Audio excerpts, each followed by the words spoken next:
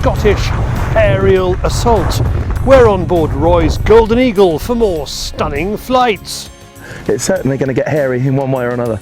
It's the week of the British Shooting Show. Come and see us all on stand C12. We'll be recording live podcasts, we'll be selling shares, we'll be selling merchandise, and there's a chance for you to try out your presenting skills. Yes, the Fieldsports Channel news Stump is on tour. Well, he couldn't be any worse than the other bloke. We also have Paul enjoying some sport of his own after the guns have gone home. We have news, we have hunting YouTube. Welcome to Fieldsports Britain.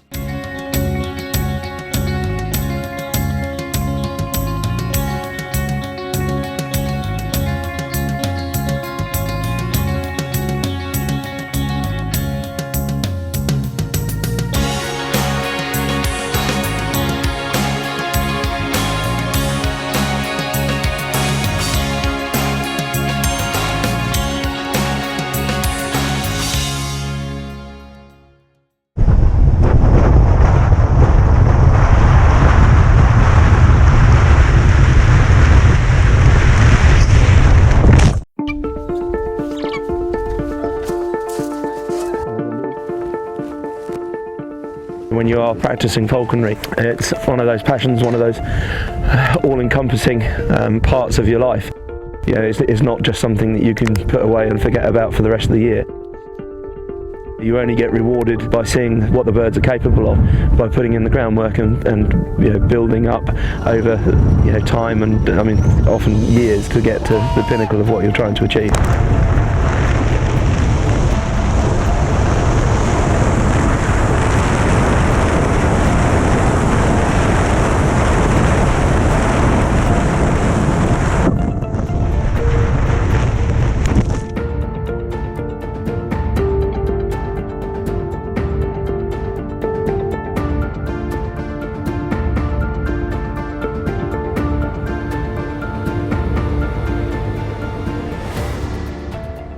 We're going to be heading out on the hill here.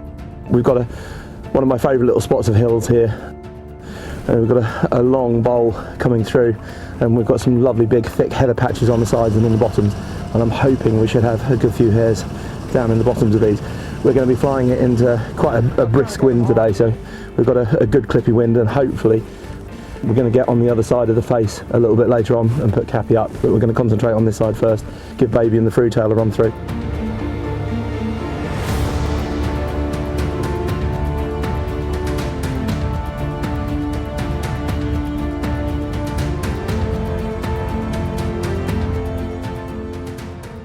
We need to catch quite a few hares today because we've got a lot of people joining us in the cottage tonight for food, so we're having a proper hare medley, so the boys better do well, but I think Baby really just wants to go back in his box and go back to sleep. Hopefully we'll be alright.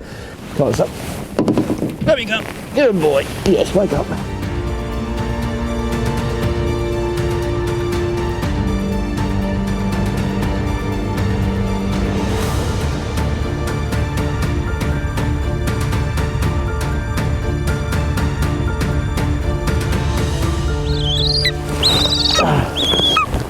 Unfortunately, David was just the wrong side of the hill for that one, so that's the first slip and first catch for Baby, and that was a lovely flight. Again, came all the way down the hill. Couldn't have wanted for a nicer flight than that. So hopefully we'll get a few more and get some on camera. You alright, young man? Yes, I know. Oh, didn't you do well, young man? Good boy. Yeah. You've been hunting with them every day. Would they normally hunt every day? We normally hunt, or we normally fly. If we're not hunting, then we're training, but we normally try and get them exercised at least 5 times a week. So they're, as I say, they're pretty much on the money now. I mean, they've been flying hard, and we've been putting a lot of hares in the bag over the last couple of weeks. So we've been catching, I don't know, probably an average of 8 to 10 hares a day. You only get this number of hares on a managed estate, on a managed moorland, and the reason for that is because of the predator control that goes on here. So they're taking the foxes away, they're taking the weasels away, they're taking the stoats away, Obviously that's for the grouse that are on the ground, but the major benefit is that also allows the hare populations to really climb, and so it gives a real big surplus of hares, especially this time of year before the hard winters come in. We can come in and hunt, so everybody benefits. And again, the hares benefit because you're taking out the excess population, so then you're curving the population away from then suffering from disease or starvation later on in the year. We've got a really lovely wind-facing hill here, and we've got hopefully some deep heather beds that may hold the odd hare or two. I think the majority of hares, if they've been sensible, would have gone over the lee side, but fingers crossed there might be some back in here.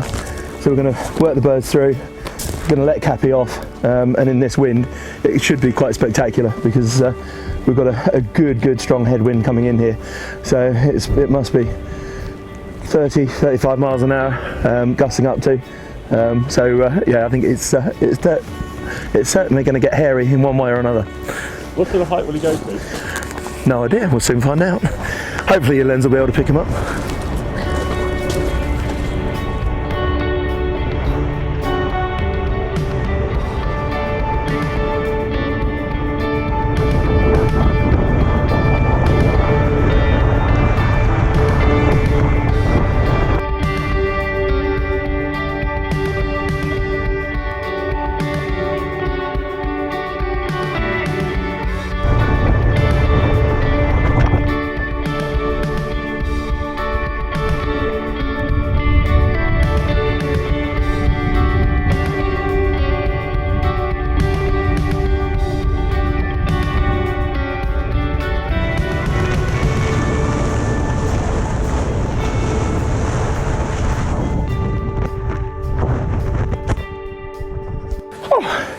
Well, that was certainly a hard one hare in there.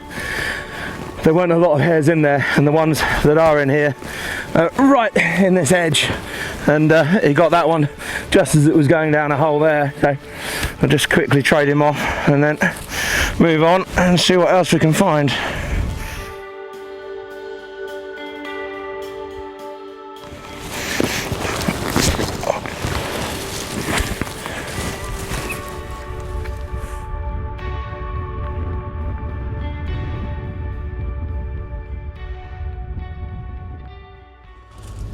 So Roy, we haven't got our complement of hares for tonight's din-dins. No, so we're going to have to pump it up with a few rabbits, I'm afraid. So luckily the goshawk has been acting very well as the cook's hawk and has been adding very well to the bag. So because you kiboshed the day by turning up, and well, they're not rude at all. We've been doing really well, and then David turns up with the camera and it all goes wrong. So we only caught a few hares today, and we've got a lot of people to feed. So we're going to take her out. It's best to actually look at her in a green light at the moment because she is absolutely filthy. She's caught a lot of quarry over the last couple of weeks, and she's been having a lot of tumbles in the peat and in the mud. So she's an absolute mess. So we shall crack on and see what we can find.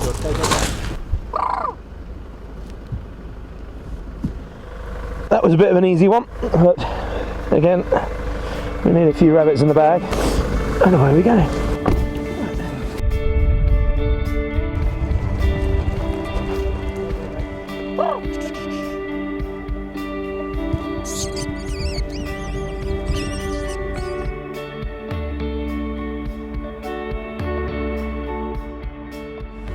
But not a bad day. We've ended up with 5 hare and 3 rabbits, so we certainly won't go hungry tonight. I think we're feeding 9 tonight, so we're going to have to make the most of it. But and again, they're so simple to prepare, and we use the back straps, and we make curries or stroganoffs or whatever else out of those, so out of the loins, and then we make pies and stews out of the back legs, and the amount of meat that you get off a hare is quite phenomenal.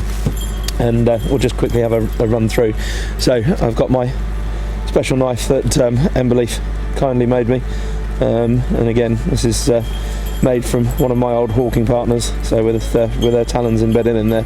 So it's certainly got a lot of meaning to bring it back up to Scotland and draw some blood with the hares.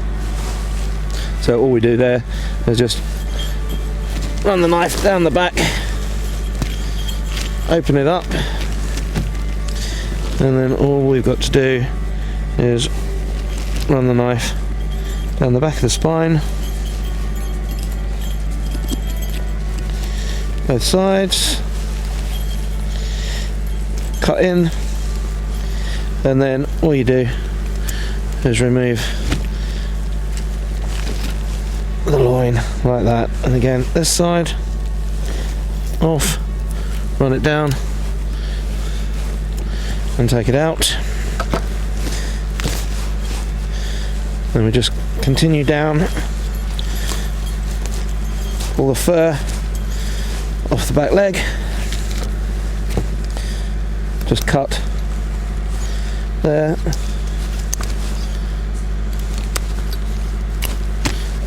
and off.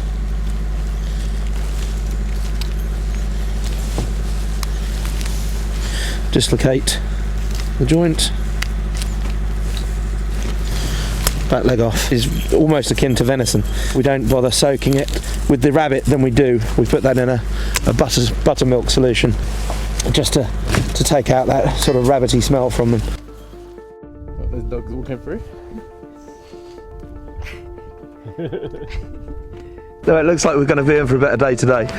Interestingly, as we arrived, it looked like a Goldie was just departing, and as we pulled into the little car parking area here, there's a hare that's been plucked and devoured, and it looks like it's been caught and eaten by an eagle. So, I mean, it's absolutely superb when you're up here and you do see the wild ones come in. Then we get our birds down, just call them straight into the fist, or stop flying and wait for them to pass by. Why would you bring it in?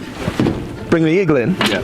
Well, no. Obviously, when we're flying up here, we're flying, in, or possibly, on their territory boundaries. So our eagles would be an encumbrance to their territory. So, we don't want to cause any conflict. So it's much easier just to get our eagles in and wait for them to move on.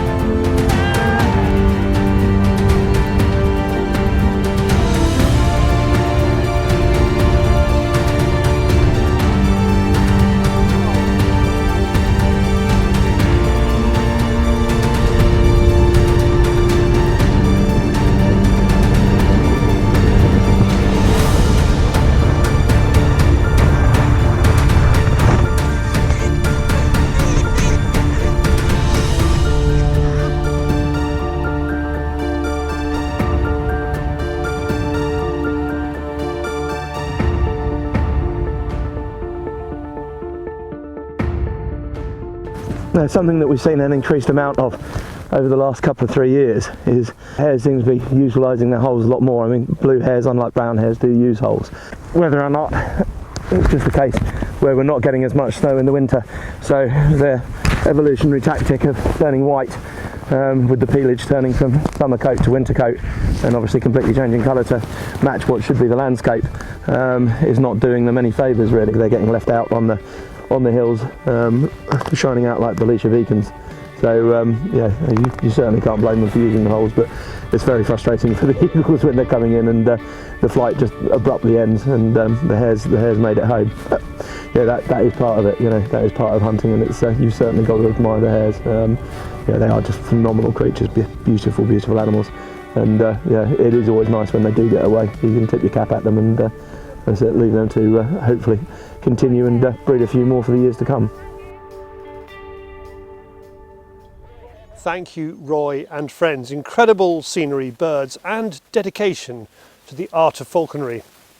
Now from agreeable artistry to a veritable rogues gallery, starting with David on the Fieldsports Channel News Stump.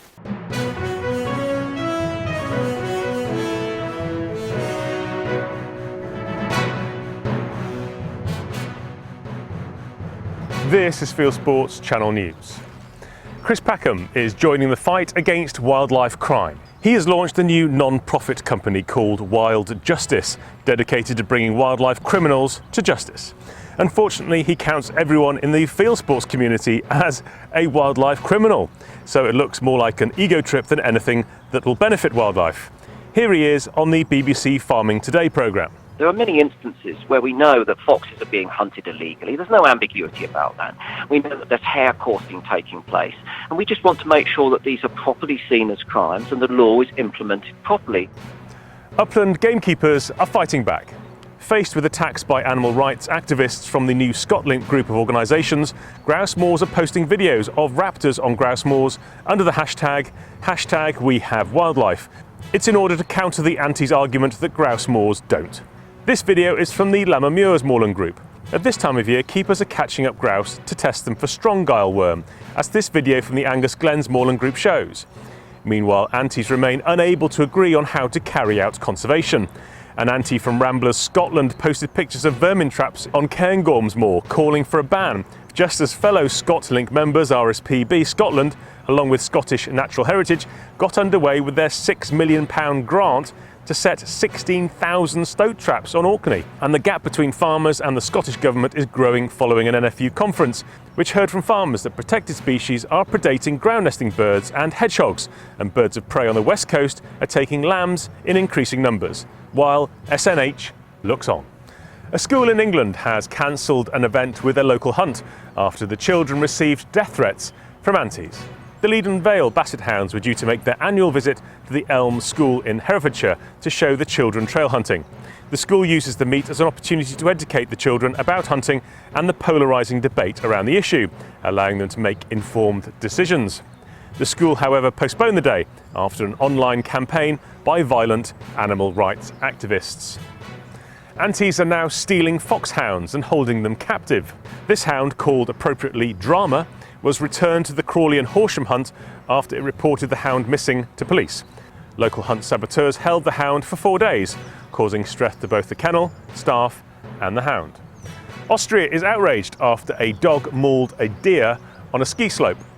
The dog attacked and injured the deer near the village of Ebenair Rye Canau. A hunter videoed the attack and he later reportedly destroyed the animal with a knife. The dog's owner, a 26-year-old Czech woman, has been charged with violating local hunting laws. Thanks to viewer Stefan Schwartz for sending this in. And finally, look out for the Great British Shooting Awards at this weekend's British Shooting Show. They're already making press up and down the country, with this front page on shortlisted gamekeeper Scott Mackenzie, who's up against our own Paul Childerley. 3 of our guys are shortlisted for Pro Stalker of the Year: Jason Doyle, Neil Rowntree and Paul Childerley again.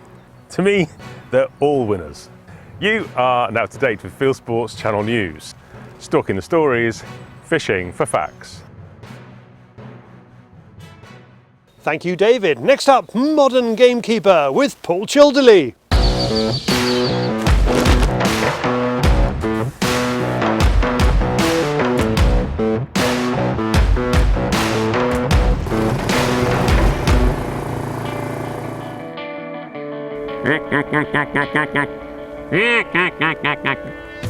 What's that mean this evening, Paul? Well, I invited young Scotty from up the road to come and show me how to duck shoot. 32 gram fours, steel. We put some ducks down, which we've got a few left, but not here. They've gone off to another pond now, so got a few wild mallard and a few teal coming here. So it's a bit still, but end of the season, so we're just going to have a little bit of a pop, bit of fun for 5 minutes, just see if I can get my eye wiped again. Hold on, I thought this was not supposed to be fun. This is supposed to be the gamekeeper where you're putting all the managing the birds and all that sort of stuff. That's it. Yeah, this is the what's it called? Perks of the job. Maybe perks of the job or relationship building. You know, with who? With a neighbouring gamekeeper, so you can come and help me out on picking up on shoot days and shooting a bit of vermin later in the year. So, yeah. So you've been horrible to him all day, and so this is why. That's because he shoots too well. Now hopefully I'm going to wipe his eye in a minute and you're going to get it on film, and we're going to show everybody. Not a chance. So I brought the Remington Auto. I'm only actually going to shoot 2 shots, so I'll have 3 in it just to save it kicking out dust into my eyes. But I'll have 3 shots in it, but I'll only have 2 shots, so I'll keep it all. What's the word I'm looking for, Scott? Keep it all. Sporting. Sporting. Yeah, so I'll keep it all sporting. Give them a chance. So Scott should have 1 shot in. Yeah, so we see. Hopefully a few teal coming in. Right, let's go.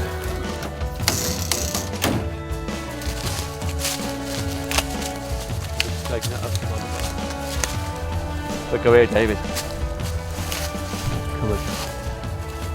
Duke, get on. Get in. Duke, get in. So have you not been shooting duck this year?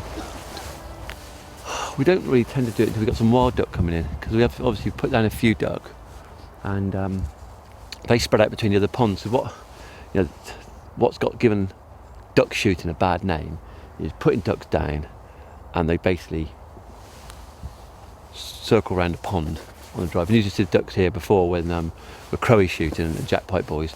You know, they come off of here and they go out to the reservoir, and they go out to the other ponds, and they're like skyrockets.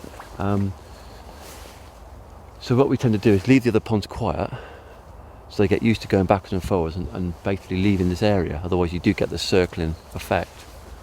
So at the end of the year, we've most of the ducks have been either shot or gone off to wherever, Milton Keynes or Bedford or whatever rivers they go to, ponds.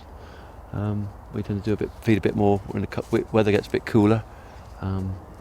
Start feeding the ponds, feed all the other ponds, and then we get a few wild ducks coming in. A few teal, a few widgeon.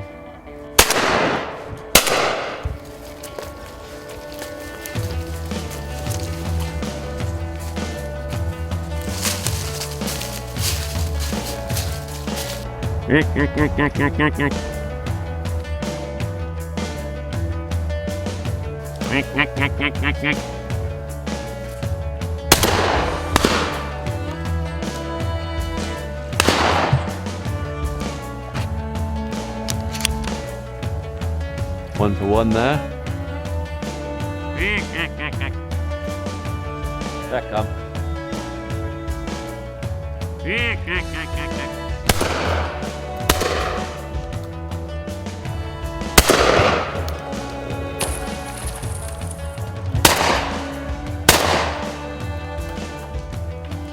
I was daydreaming, wasn't I?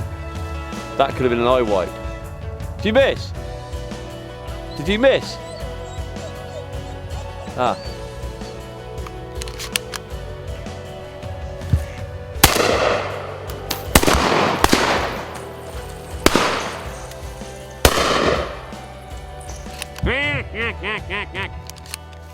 Yours. Teal.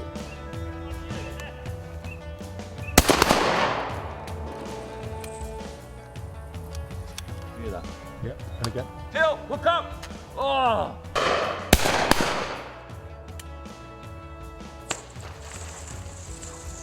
Up to. This time of year you got to be careful with the dogs on ice. Yeah, definitely, 100%.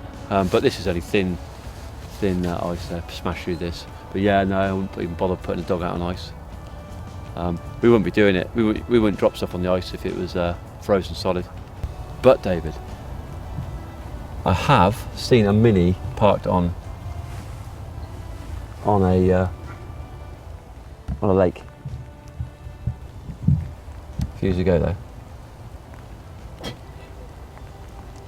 And they shot. End to this story? Yeah, sorry, and they shot ducks from the Mini.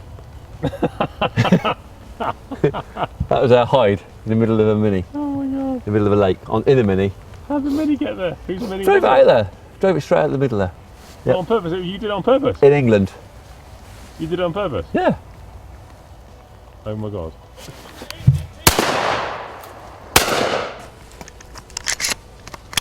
You shoot that gun really well. Thank you. What like? Like my nickname? The children.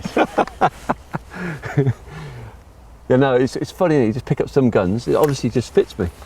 Comes up really well, nice, well balanced. I can't really try and big it up or make it. It's just what it is. What it is. It's plastic. it recycles well, and yeah, does the job. That was fast and furious, but good fun, wasn't it? Yeah, classic duck fighting really. It's like you wait, you think, oh, they're not going to come, and then all of a sudden, bah, explosion out the skies. Yeah, just the weather changed a little bit of rain, so I think that probably helped things. And yeah, next minute, I think the first group was about 50 or 60 mallard come in, and I think we both managed 2 out of those. Yeah. And then yeah, singles and doubles, and then we had a pair of teal come in, which I shot one of those. I think Scott might have shot one as well. And then I shot another single teal at the end, and I shot a woodcock as well. So plus what other things that Scott shot. So. Yourself, my friend. Where are those birds going then? Yeah, I'll eat the woodcock and the teal, definitely. The mallard, game dealers crying out for mallard at the moment. Thank you, Paul. And Mr. Childerley is going to be one of the Fieldsports Channel family on stand C12 at the British Shooting Show this weekend at the NEC in Birmingham. Come along and see him, plus Crow, Jason, Tim, Kai and Neil, all of whom will be there for all or part of the time. Now from Birmingham to the wider world of hunting and shooting on YouTube, it is Hunting YouTube.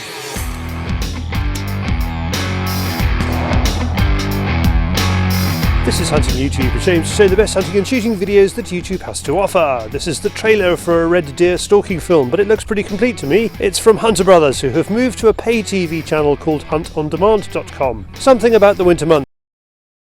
They are leaving YouTube. The latest one to do it is US hunting YouTube sensation Andrew Flair. This is his goodbye video. It's alright, he's talking about stuff that's a year old. I expect he'll be back. Jonathan McGee turns his hand to the Spanish Monterey with SBG Professional Outfitters. They are shooting driven boar deer and mouflon in a hunt sponsored by the Spanish government. Norman Mulvaney of Irish Safaris is in Slovakia. He's out after wild boar, fallow deer and mouflon. Staying in the Balkans, wild Serbia is pheasant and duck shooting just north of Belgrade. It's a good quality rough day of the kind shooters enjoy the world over. Track 'em Down Kennels has a good couple of days using beagles to flush rabbits to guns in Missouri. It's cold weather for shooters and for rabbits. Staying snowy in Jagdbüro Kala is driven big game hunting in Poland. This film is narrated in German and there are some wonderful scenes in the Masurian forest. And finally, James West sends me this film of him shooting a crow with a catapult using 9.5mm steel. It's a cracker of a shot. That's it for this week. I've put all these films into a playlist for you. Click on the eye symbol top right or check this film subscription. If you have a YouTube film you would like us to pop into the weekly top 8, email me the link charlie@fieldsportschannel.tv.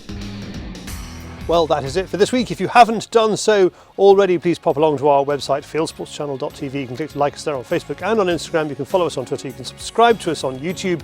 Best of all, pop your email address into our register page and we'll contact you about the show. Field Sports Britain, it's out 7 p.m. UK time every Wednesday. Plus, you can come and see us at the British Shooting Show this weekend. It's like going to a website, only more real. If you don't come along, I'll see you next week. Good hunting, good shooting, good fishing, and goodbye.